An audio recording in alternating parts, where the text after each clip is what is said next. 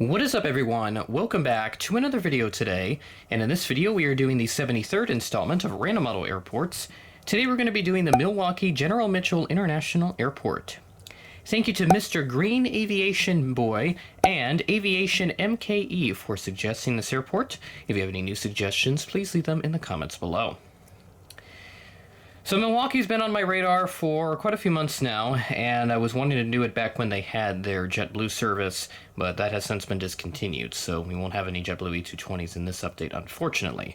We still got a nice little variety of planes here for Milwaukee in this update. First airport update for 2025. Super excited to kick off another fantastic year for the channel as we continue to move forward, and I'll talk a little bit more about that at the end of the video as we've got a nice airport to check out here. So this airport is currently laid out in 3 concourses. One of them is closed since the airport has shrunk a little bit in size, but it is growing back a little bit. This airport first opened in 1920 as Hamilton Airport. That was the name after a local aviator in the area. It was renamed to Milwaukee County Airport in 1926 and then General Mitchell Field in 1941. Northwest Airlines was the first airline to serve here, all the way back into the 1920s and 30s. The current terminal opened in 1955. Of course, it does not look the same way that it did today like it did in 1955. It's been expanded and renovated several times over the years. Current name was given in 1986. And this airport was a former hub for North Central Airlines. They had quite the presence out here as well as in like Minneapolis and Detroit, so Milwaukee was kind of the area in between that they wanted a hub in. Midwest also had a really big hub here as well, and I know Gemini Jets, they are going to announce the Midwest 717 within the next several months, hopefully, so I will be picking up one of those. I'm not going to get a whole bunch of them because I don't want to do Retro Milwaukee and because I need like 10, 15 of them, and I'm not that type to collect duplicates all that much. Frontier also had a hub here as well. That came from the fact that they merged with Midwest, but they didn't last too long after the merger as well. So Concourse E, that's the concourse that I mentioned that is closed. That was shut down after Midwest and Frontier's hub were dismantled and they had too much gate space for the lack of aircraft. So that concourse is closed, though there are plans to demolish it and build a new concourse in its place, though I've not heard of any significant developments with that as of right now. New services coming to Milwaukee. Tampa will begin on March 7th for Frontier Airlines. That will be seasonal. Southwest will launch flights to Austin on March 6th, and then Sun Country will begin flights to Montego Bay on January 25th.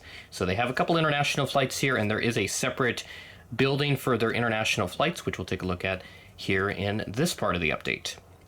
So we're looking at Concourse C right now. We'll do Concourse D here as the second part since I don't have much space and supplies to have both concourses built together. So we're just kind of doing this separately like we have done for other larger airports. So without further ado, we'll go ahead and get started over here and then we'll work our way around in a clockwise formation.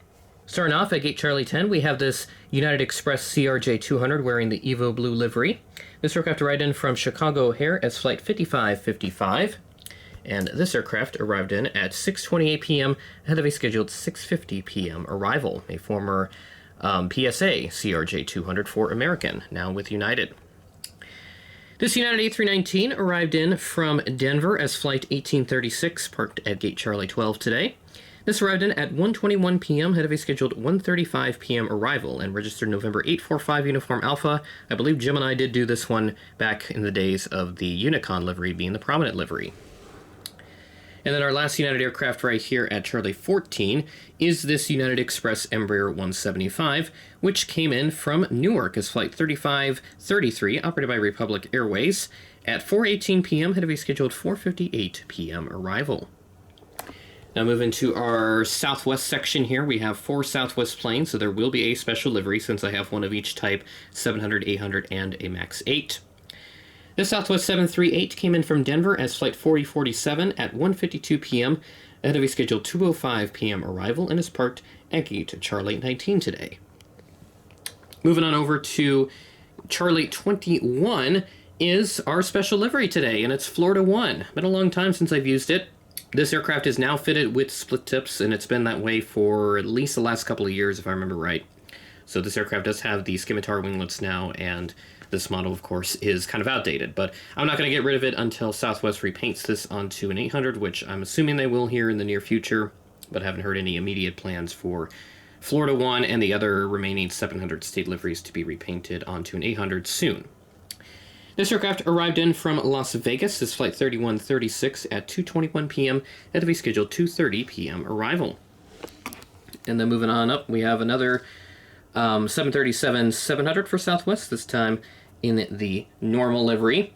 And this arrived in from Washington Reagan as flight 2818 at 4:48 p.m. at the scheduled 5 p.m. arrival. And then a MAX 8 to round out our Southwest section here. And this arrived in from Fort Myers is flight 2429 at 7:58 p.m. delayed from a 6:25 p.m. scheduled arrival, so significantly delayed by over an hour and a half.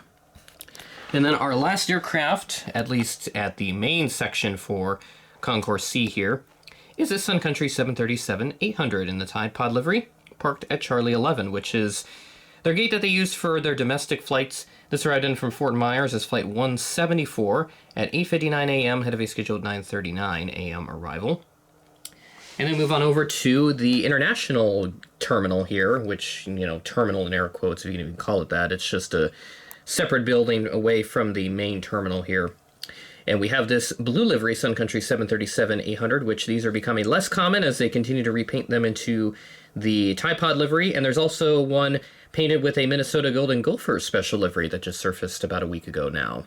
So excited to spot that, hopefully in the near future, because it looks really cool, and hoping that Gemini Jets will do one of those at some point down the line. This aircraft arrived in from Punta Cana as flight 562 at 6:24 p.m.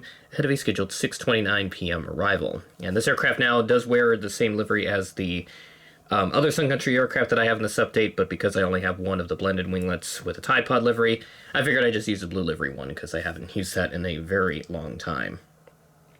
So that is Concourse C plus the International Gate. And that's a great lineup for Southwest United and Sun Country all parking here. So now move on over to the D gates where we have all the other airlines flying into Milwaukee. And welcome to Concourse D at the Milwaukee General Mitchell International Airport. It's kind of an interesting concourse as the gate numbers are not exactly, what I would consider to be linear.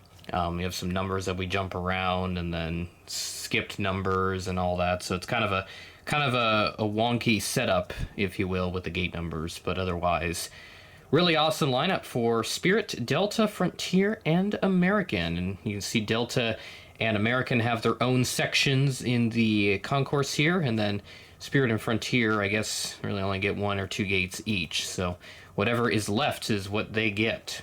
But we will go ahead, we'll go in the same clockwise formation, starting right over here with the still somewhat brand new aircraft that I have in my collection, the Frontier A321neo at gate D36. This arrived in from Orlando as flight 1141 at 9:21 a.m. ahead of a scheduled 9:37 a.m. arrival. Moving on to our Delta section, we have the 737-900ER for Delta at gate D44. This arrived in from Atlanta as flight 1206 at 8:13 p.m. ahead of a scheduled 8:34 p.m. arrival. And then we skip up to the Delta connection number 175. It's parked at gate D46 today. And this arrived in from New York LaGuardia as flight 3987, operated by SkyWest, at 12:08 p.m. ahead of a scheduled 12:22 p.m. arrival. Let's go ahead and move just a little bit here, and there we go.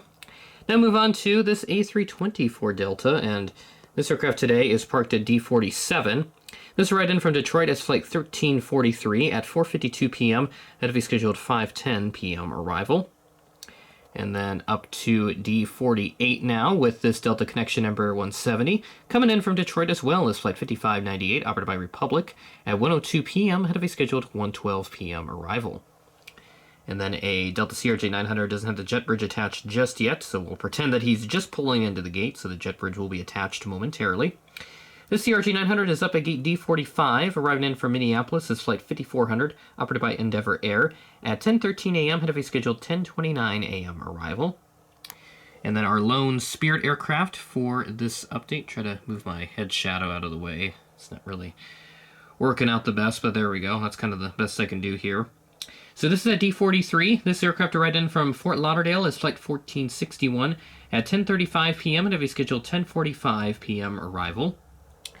And then moving on over to our American section, you can see great lineup, 5 planes in total. So we'll go ahead and start over here with the A319, the LUS type, although it is actually supposed to be a former America West airframe. Still looking for the IAE variant, Gemini. Please get to that as soon as you can. Thank you. This arrived in from DFW. It was flight 3106, parked at gate D53 at 9:39 p.m., delayed from a 9:05 p.m. scheduled arrival, delayed by 34 minutes. And then on to one of 2 CRJ-200s in this at this concourse. We have the Air Wisconsin Retros. It's been a little while since I've used it. This is at D54, and this arrived in from Philadelphia as flight 6154 at 10:24 a.m., head of a scheduled 10:26 a.m. arrival. And then our other CRJ-200 is right next to that at D55, arriving in from Chicago O'Hare is flight 6168 at 10:36 a.m., head of a scheduled 10:49 a.m. arrival. And this is a registration match 428 Alpha Whiskey is the release here that I have from Gemini, the only one they've done of a CRJ-200 in the current livery. Hopefully they'll get to another one, because they are way common now, and that one's really hard to find. So hopefully those guys that are collectors that are missing out on that, they will get another release soon. And then we have this A320 IAE at D56, arriving in from DFW is flight 869 at 4:38 p.m., head of a scheduled 4:56 p.m. arrival. And then the final aircraft for this update at D52, this American Eagle CRJ 900, arriving in from DFW as well as flight 5494, operated by PSA. So very interesting to note the PSA-operated CRJ 900s at Dallas right now. This arrived in at 10:31 a.m. right on time. And that, my friends, will do it. First airport update for 2025, the 73rd overall episode for Random Model Airports. Thanks to Mr. Green Aviation Boy and Aviation MKE, and possibly others as well if I did find any while editing, for suggesting this airport. Please keep the new suggestions coming, because I'll have some awesome models arriving into my collection here in 2025.